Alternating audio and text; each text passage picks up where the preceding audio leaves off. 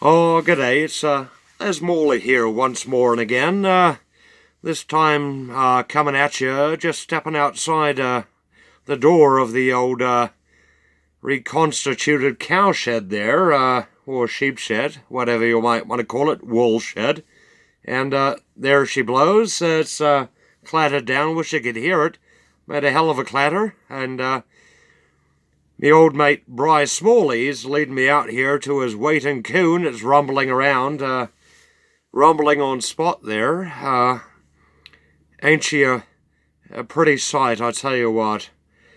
I looks down at Black Gladys here by my knee, and she looks up at me and gives a bit of a bleat below the low rumblings there, and in we get, and away we are down the road, you see there, and heading back to the old homestead, back to Mauley Farms, and soon enough we sit down on the old veranda there, me and old Bry.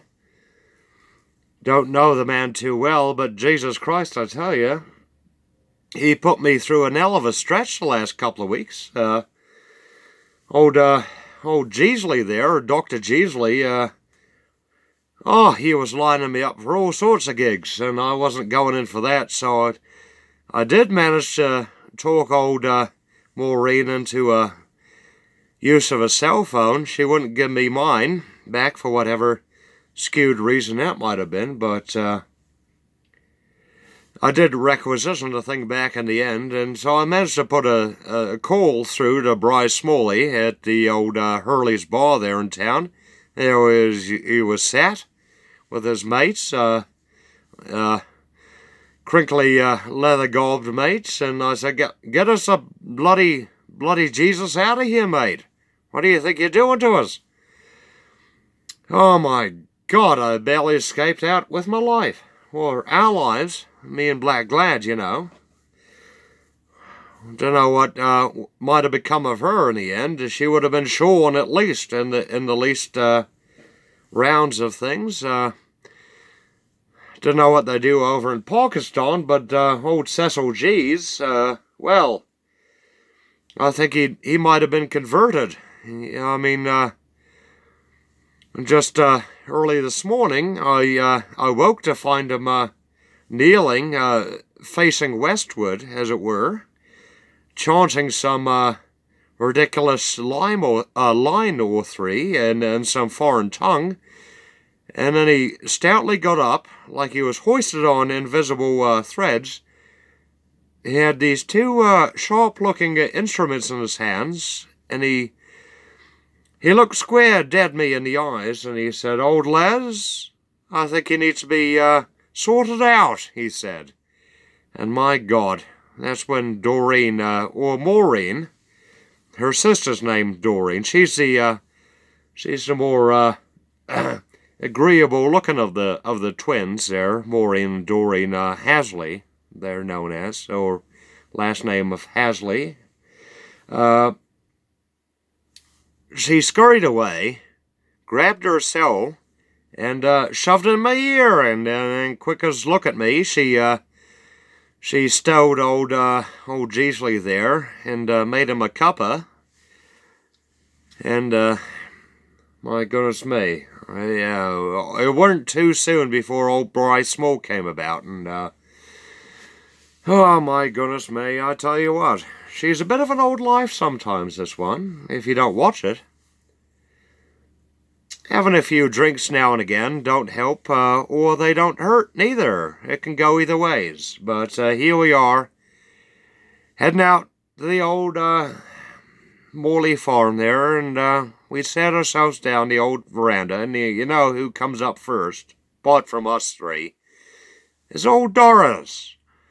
Oh, she sticks her snout right in my face there, and, licks me up and down. I give her a DB from the copious amount still about. Give her another 3 as the conversation wears on. Don't know what rightly we're talking about, but I wanted to get down to brass tacks there with old Bryce Small. And I says to her, as old Doris starts stumbling about in the dust, I says, "Mate, bloody hell, you mean to pick me up my own bloody house and put me in some fucking torture chamber? What's you on about? He looks at me, more somewhat remorseful like, and he looks a bit like old Doris on one of her sorrier days, which are getting more and more obvious of late. But he looks at me and he says, "Old lass," he says, "Sparky our accents, and he says, "Oh, I just wanted to do a turn for a good bloke." I looks back at him, and I say, I knocks one back, a 12-ounce DB in one shot, and I says, "Bry, mate, I could do one to you right now. You know that, don't you? Did I have any saying about it there?" And he looks at me again, bit more squarely, and he ruffles his crinkly leather jacket, and he straightens. I reprimand him. I say, "Bry, don't be pulling no macho tricks on me. Talk to me, fella to fella, like. Pulling that macho shit on me. I've seen enough of that in bloody Dunners, Christchurch even in its day. You don't want to be hanging one on me. Tell me what it is." And he says, "Les, you might not have seen the look down the bottom of your bag there, your carry bag, what I brought in for you, but I need to keep it stashed the last while. And you were on your last legs, as it were," he says. I said, "What?" He says, "Whoa, it's there. It's right there beside you." I looks at it. I said, "Oh, yeah, this is my carry bag there. Convalescent bag." So I rummages. "Oh, my goodness, what's this?" Well, you don't want to know, but needless to say, it's something other. And I interrupt him there. I say, "Bry, I've never known or want to know the likes of business you fellas get up to. So just leave it to yourselves back in town, right? But you still haven't answered my question. Why you haul me in there?" And he interrupts me again, like, says, "Apart from that, mate, well, I'm done with the likes of this biz, and I honestly could see you're on your last legs there.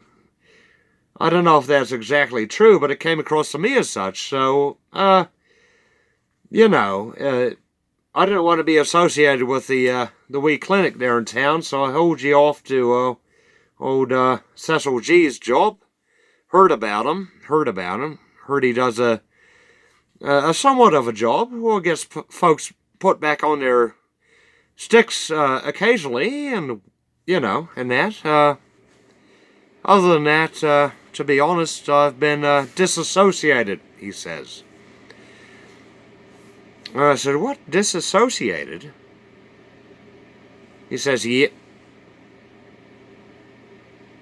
And we sit there, sipping our DBs for a few minutes, as old Doris, since then, as we've been talking, I've been filling her pail up with DB, and she's been sipping steadily, finally falls down, and creates a, just before us there, creates a big...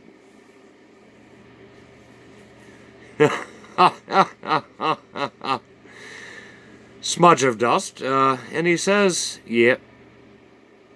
And I said, "Yeah, I can tell. You're a soft-hearted bugger, aren't you?" He says, "Yep, that's been the main trouble there, eh?" And I says, "Yep. Could see it coming," I says. "You're just too soft for the job, aren't you there, Bry?" He says, "Yep." And in turn, just as quick as he looks at me, he says, "You're an old arse bandit, aren't you, there, Les?" And I takes a double look, like one of them old 40s Laurel and Hardy flicks or somewhat. And I says, "What?" And he says, "Yeah.